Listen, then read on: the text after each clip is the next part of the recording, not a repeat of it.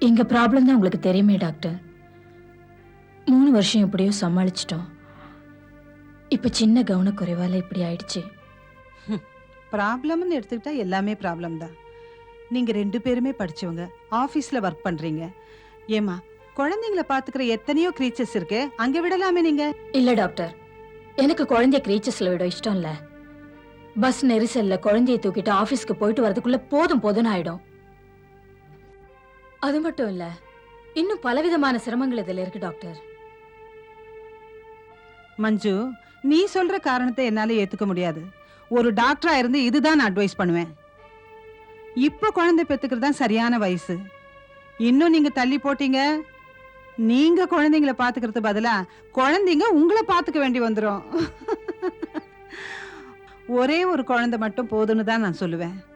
ஆனா அந்த ஒரு குழந்தையும் காலாகாலத்துல பெத்துக்கணும். 30 வயசுக்குள்ளதாமா குழந்தை பெத்துக்கணும். அதுதான் குழந்தைக்கும் தாய்க்கும் நல்லது. அதுக்கப்புறம் ஆபரேஷன் பண்ணிக்கலாமே.